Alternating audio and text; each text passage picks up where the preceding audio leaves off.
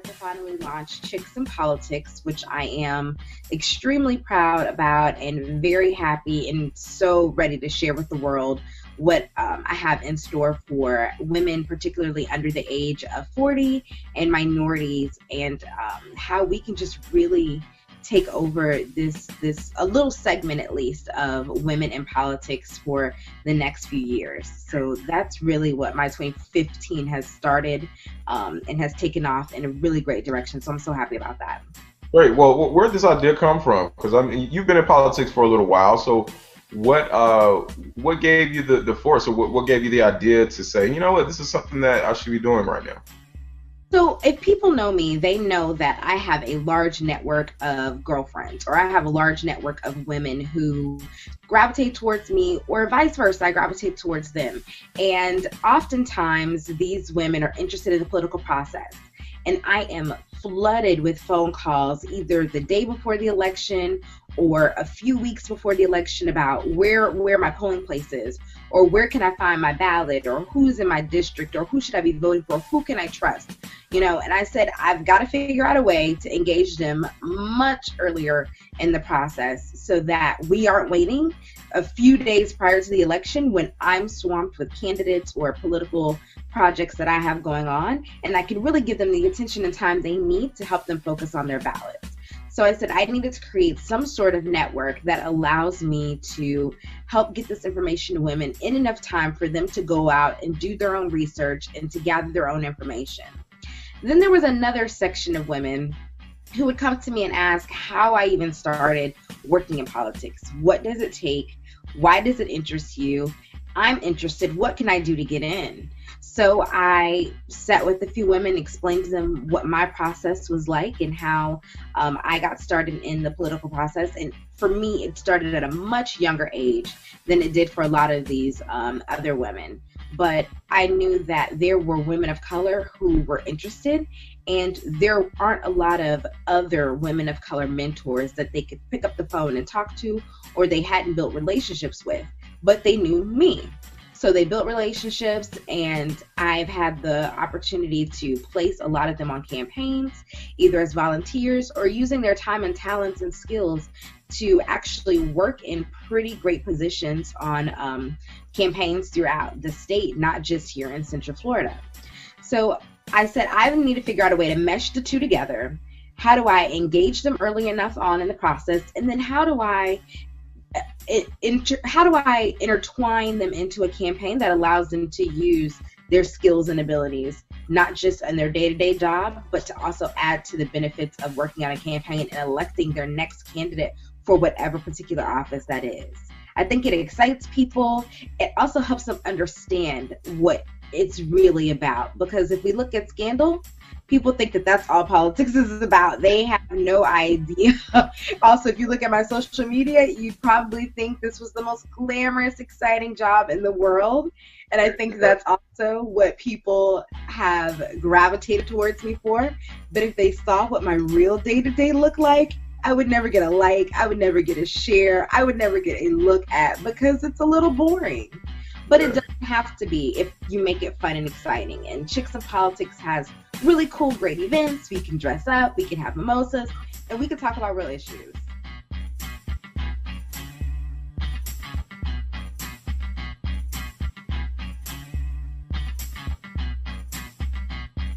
Of Women in Politics and the Higher Heights Fund for, I think, political development or political leadership. Mm-hmm. And in that study, they determined some factors such as family. Women are 9 times out of 10 more than likely to take care of their household structure, their family structure, before they are to run for office. Political mentorship is something that women of color lack.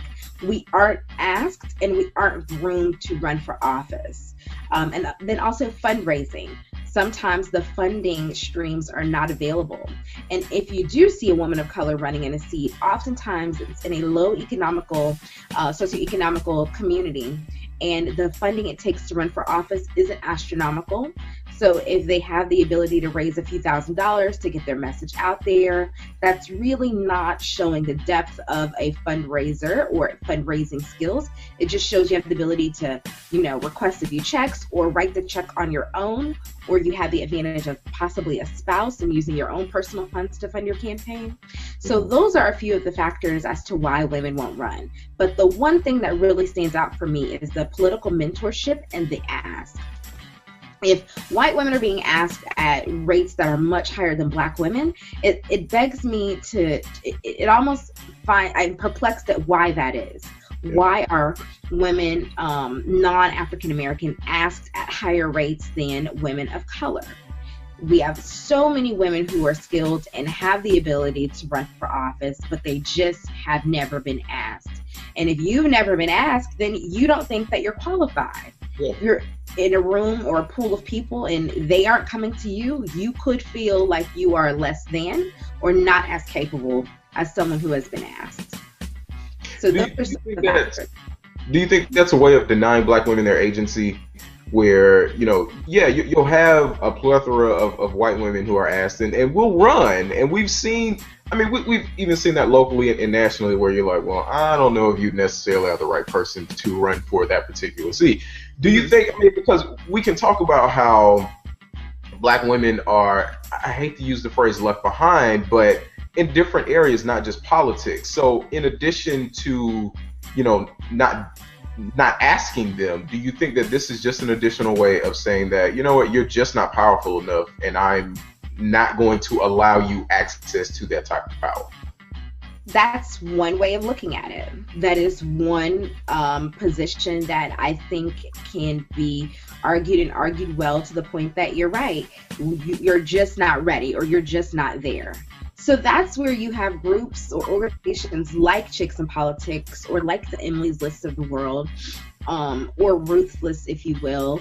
You've got the Black Women's Roundtable, headed by the National Coalition on Black Civic Participation, who look for these women who aren't being asked by mainstream groups to be asked to run for office in their local states or cities. And so, yes, I do think that that's one thing that deters women, or makes us feel as though we aren't good enough and we aren't capable, and we're looked at as not being able to run for office because other people are going to be better than us. And so, yeah, I think it's another layer to what people may think of African American women in this state.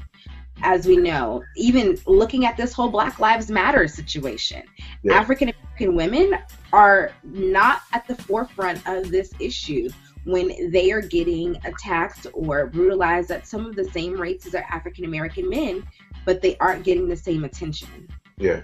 Again, another layer to women taking just a backseat.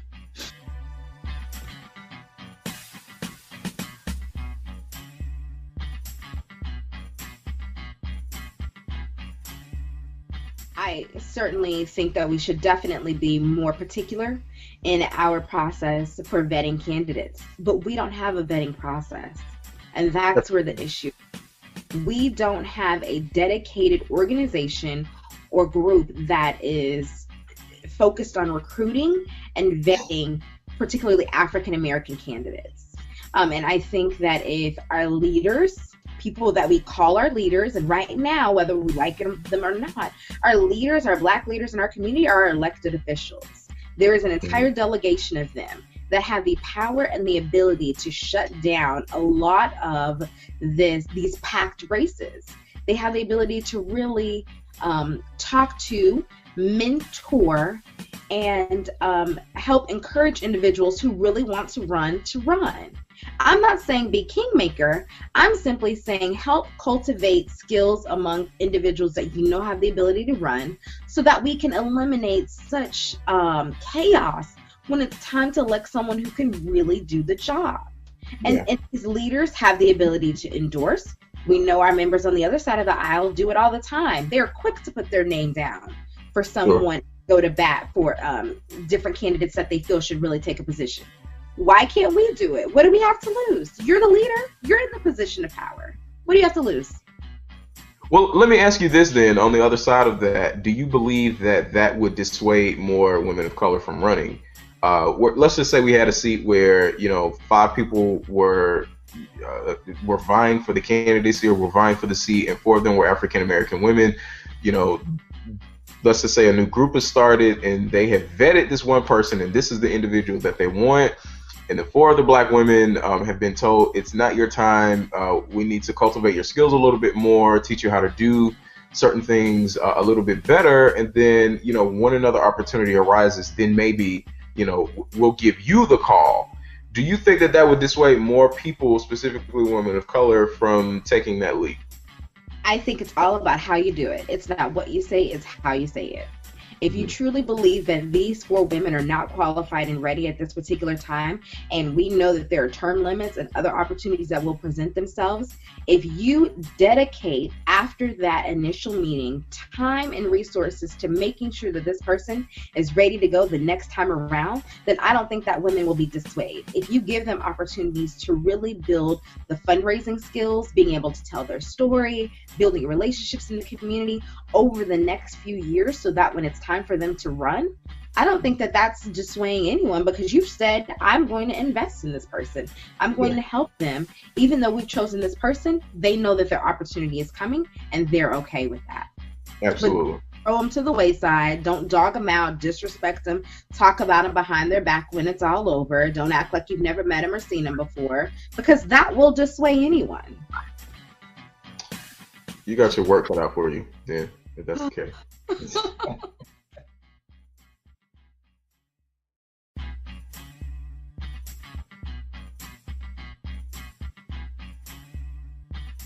So my larger question is, should black women be single issue voters when it comes to issues of that nature and candidates who they think may serve their best interest? So I don't think that I don't think that voters, particularly women of color, should be single issue voters.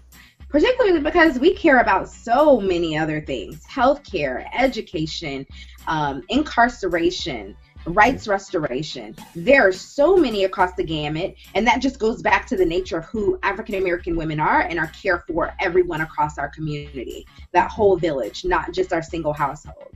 However, I do think that it behooves the candidate to find that one issue and know that that's a driving force in the African American community and really make a statement about it, not a generality. Don't generalize it across every racial background.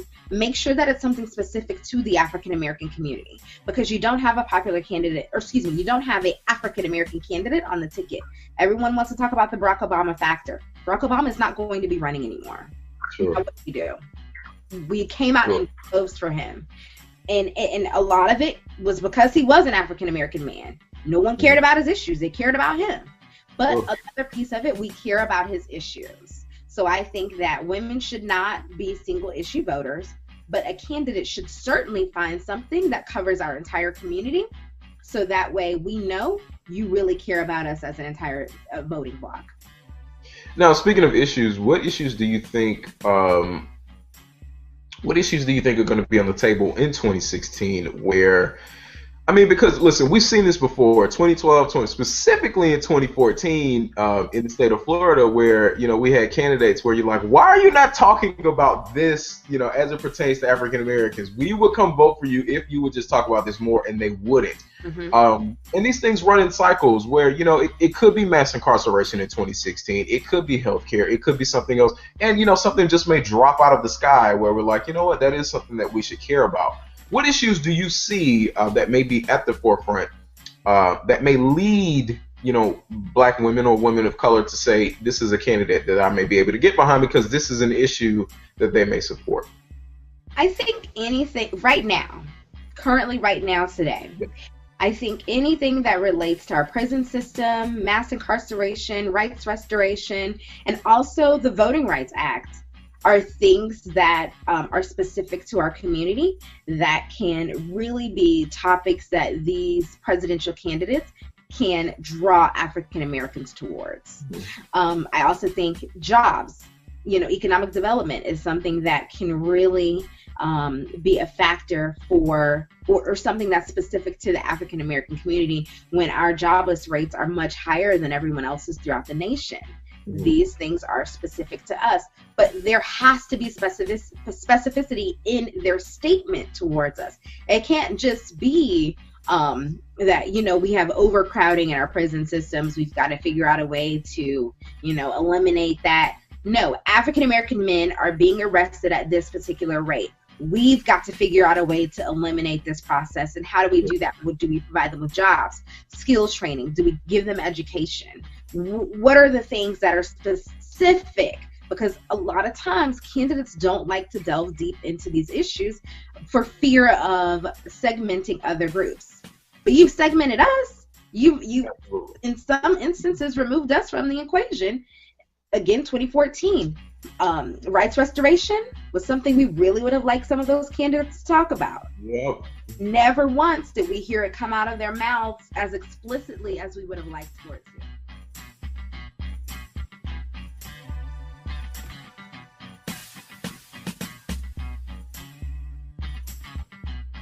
Able to measure the success of these movements based off of political outcomes in those individual cities. Yeah, I've already been able to do that, actually. Here in the state of Florida, we had Trayvon Martin. We had the Black Lives Matter whole movement that started before our gubernatorial elections took place. And I don't think that our state strengthened. It actually weakened. We all were out there marching. We were all out there saying we need to do this and we need to do that. And I think that we do need those things, but it goes in tandem with other processes like voting, like going beyond a march, getting to know who these elected officials are. You had an opportunity to change, people had an opportunity to change the landscape of Florida.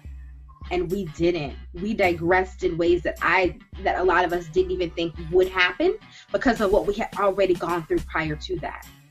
So that is a measurement of what this movement does. And it could just be because it was an early on movement and it hasn't fully developed to its highest potential yet. But I've already seen some of the fruits of his labor, and I can't say that I'm disappointed, but I will say just here in Florida, it didn't completely click all the way for us. Well, I mean, and maybe with some cases like this, with new leadership, because when you have a movement like Black Lives Matter, so many young people are in leadership positions, and I'm not saying that this is a bad thing. I think that's a fantastic opportunity to show just how powerful young voices can be in this nation.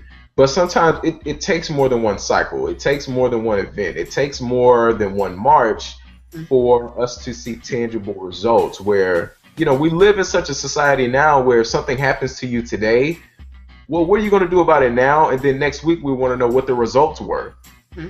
So with Black Lives Matter and Ferguson, and like you said, this started prior to that with Trayvon Martin, where, maybe a few election cycles maybe have to pass before we realize, okay, well, what was all this work for? And maybe, we're seeing that, okay, what we did there didn't necessarily work. Maybe we need to change this up a little. But even in cases like that, Al Sharpton to Martin Luther King to Malcolm X, they all understood the power of the media. And that's why, Al Sharpton, whether you like him or dislike him, that's why he checks his Google every 15 minutes to ensure that what he's talking about is on the lips and on the minds of people nationwide. And that works. That's why Martin Luther King went to Selma. He wanted those. He didn't want people to get attacked and killed, don't get me wrong, but he understood that if you incite the inhumanity in people, that will be placed on the world stage. So where we are now with this movement, do you think that we should give it a little bit more time to breathe? And if that's the case, how do we keep people interested if it does need more time to grow? So I think that, yeah, we do need to give it a little more time to cultivate, because I think although what I saw here in Florida I wasn't very happy with, that's my personal belief and personal decision. I think that it's still a powerful movement across this nation. I think it is awakening this sleeping giant that people just have not wanted to talk about, who have not just wanted to really focus on. And I do think that we will benefit from the fruits of its labor as time progresses, especially at the speed in which it progresses. I also don't want us to be a one moment movement, and I think we've proven, or people have proven, that this won't be a one moment movement. They're going to continue to push out these stories. They're going to continue to really talk about what's happening in our community, in more inventive and more creative ways. And I think they are going to not let this be removed from the lips of people's mouths at all. Yeah. I think that the work that Al Sharpton is also doing to make sure that this stays in the forefront of the media is what we need. He's on a platform that gives this story access to everyone in the nation. So I do think that we still need a little more time to allow it to cultivate, allow it to grow, and then add on some other pieces, because in addition to these marches and these sit-ins, there are other layers that need to take place, and that could be candidate development that could be pushed out from this, voter registration, civic engagement trainings, changing the guards of the political powers that be in the city and states across the nation. We can see all of these things manifest out of this movement if the focus is real, if we're not a one-moment movement, and people really dedicate themselves to seeing it come to fruition. And so that is what I hope will be the result of this entire movement.